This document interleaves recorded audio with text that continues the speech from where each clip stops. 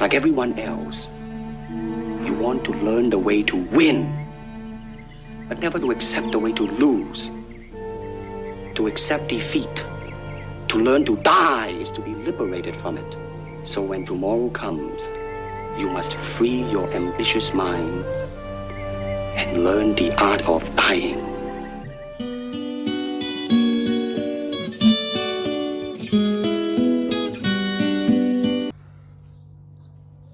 Okay. Good evening and welcome to my YouTube channel. This is the Musings of a Madman, and I am your host, the last operator of the universe. Today we shall discuss one of the greatest beverages ever invented by man. I of course want to talk about alcohol. It's December, the festive season, and most people will be going out to drink and enjoy themselves, and I thought I should weigh in on how I feel and how I enjoy my beverages, my alcohol, and how and why I enjoy my alcohol. I think to start this off, we should probably start at the beginning. The first time I actually had alcohol was probably when I'm too young to remember. I say this because I was probably taking sips here and there. I was a naughty kid, so whenever I got a chance, I'm sure I was taking sips here and there, and I'm sure I didn't like it. But either way, I was taking sips, but the first time I actually remember getting drunk was with my cousins. We went out drinking. They took me to a bar. I was like 15 or 16 years old. We went out to a bar, and they just had, they had ways of mixing alcohol. It was coffee mocador. They had beers for themselves, but they had the coffee mocador, and they were like, let's put some milk into this. And I was like, yeah, sure. I was like, yeah, let's do it. And like one thing I clearly remember from that night was I don't remember anything. It was my first actual blackout. I remember the beginning of the night, I remember the middle parts of the night, and then everything else just went blank. It was crazy. But I heard stories, I was told things that I was doing, things that I was saying, and I'm sure I just went ham into it and just tried to enjoy it as much as humanly possible. Now, after that, I sort of decided that me and my friends are old enough to start drinking by ourselves. I had this drunk experience, and I'm like, let me try it with my friends. And that's what happened. That's when we sort of got into this rhythm of buying alcohol every 3 months or so, getting drunk, and just going out in the streets, walking around, and causing mayhem. There was even this one time where we got drunk. We were drinking things like wine, basically. These 5-liter boxes of wine, and we drink it until it was done. Until most of it was done. And either we'd go to a park. This was one of our things. We'd go to a park, and we play football. We're drunk, we're delirious, we're sweaty, but we're like, let's do this. Let's play football, and we freaking won every single time we played. I kid you not. We were playing against sober kids, and we beat them. We destroyed them. So alcohol somehow may have a special effect on some of us.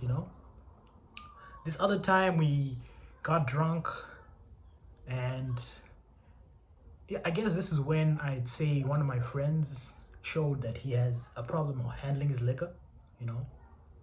We got drunk on this namaka or whatever, and we decided to go to karate with it. And our boy is just drinking. He drinks. He doesn't know when to stop. He doesn't know when to relax. Get off the gas pedal and just sort of enjoy the buzz a bit before going back to the liquor. But he drinks. Once he gets to a certain point, he just wants to drink more and more until he just passes out. But we drank this thing, and then, as per usual, we had plans afterwards. Me and my friends had to go to our dojo. We had karate classes that evening, so we go to train. And partway through this training, this friend of ours with alcohol problem, he goes to the bathroom and he disappears in there, and he stays there for way too long, and it becomes way too obvious that the guy is, something is going on. We go in there, we find him half awake, very delirious. I think just basically asleep. And the instructor was just letting him have it. Hey, how can you sleep in here? What's wrong with you? Blah blah blah.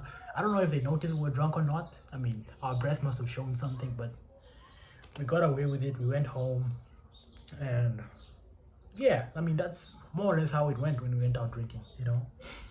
Other times we'd sort of have these annual Christmas parties, and as usual, the plan was we get drunk, we enjoy ourselves, and it was just a whole thing, you know. So I think most times for us, alcohol was sort of like an escape from reality, an escape from the way things are, and an escape into adulthood, you know. It made us feel like we are acting like adults. It made us feel like we are actually grown up and we're doing grown up things, you know. That's why the girls would come in and basically just trying to act grown, you know. It's what we try to do. We try to go to clubs, we try to hit on girls.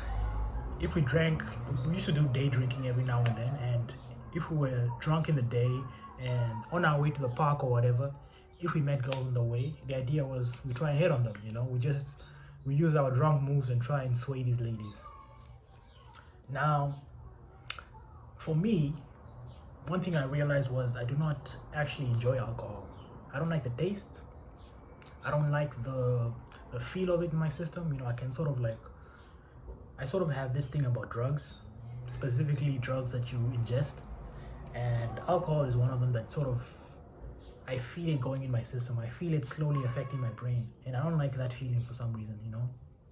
I feel it almost like painkillers. That's why I tend to try and avoid them as much as possible. But with alcohol, one thing I realized was, unlike my friends, I do not have the idea of sitting there and like taking a beer and just relaxing for the day or something, you know. I don't like beers. Like I said, I don't like the taste of it. I don't like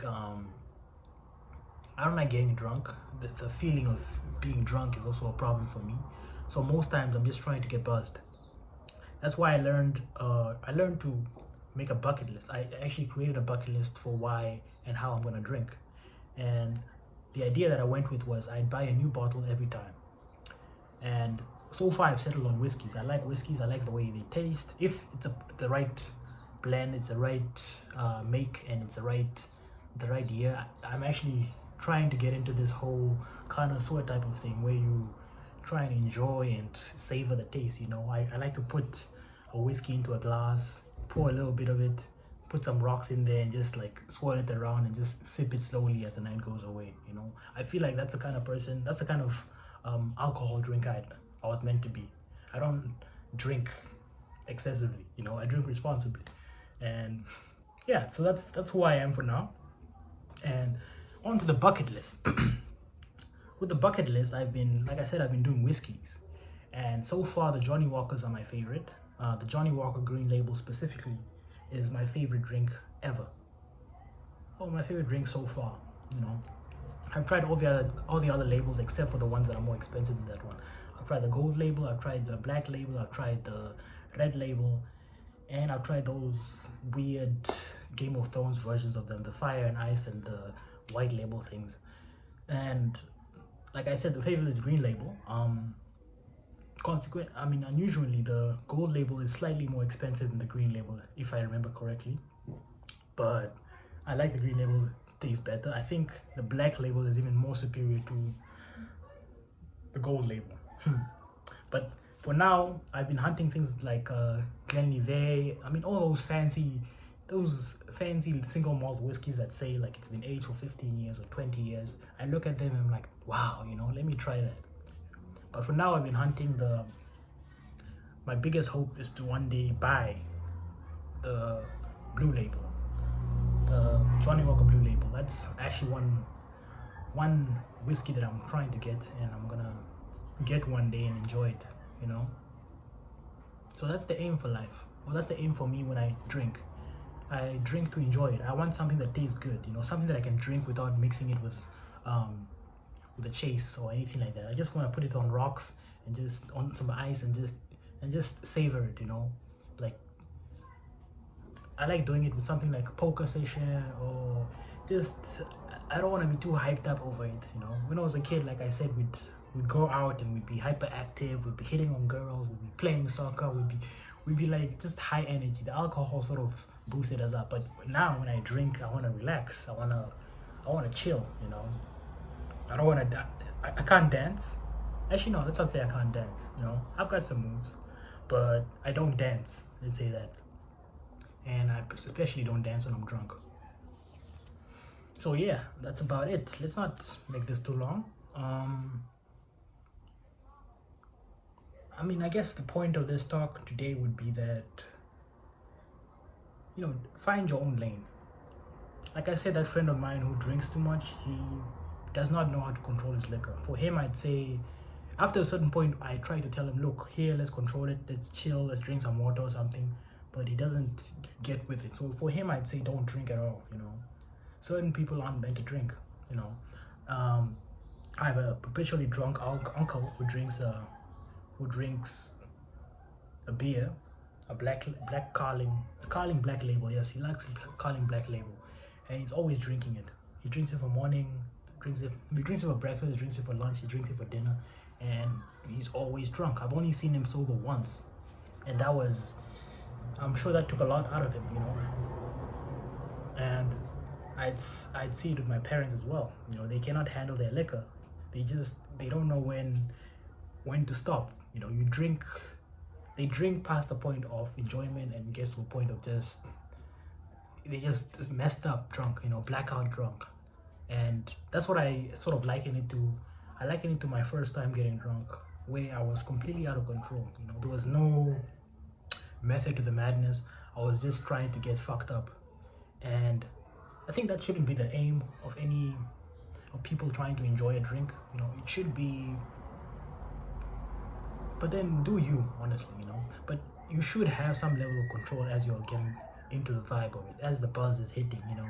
Don't just chug, you know. Chug with some sort of control in mind. Because your mind, you know, I mean, personally for me, losing control of my mind would be insane, you know. Feeling like my mind and my body are not in sync, that is something that I worry the most about, you know. Like even when I'm asleep and sleep paralysis sets in, and then at the point where you're half awake and half asleep, and you're sort of trying to move your body and it refuses to move, that's the scariest feeling for me in the world. And when I'm drunk, when I used to get drunk, you know, because now I honestly can't get drunk. I can drink as much as possible, but I won't get drunk. Or rather, let's say I drink in such a way that I do not get drunk, but I still feel that tipsiness, that sort of stupor, that feeling of like you're not in complete control. That bothers me a lot. Where you stumble and you sort of may or may not fall, where you're spilling your drink. I hate that feeling. And yeah, I cannot drink like that anymore. It just wouldn't be appealing anymore, you know. So for now, I'm hunting down expensive whiskeys, and since they're expensive, I don't drink as much as I probably would if it was okay for me to drink cheaper bottles of beers and wines and whatnot, you know. So yeah, I'm chasing those whiskeys, those Glenlivays, those Glenfiddiches, and all that.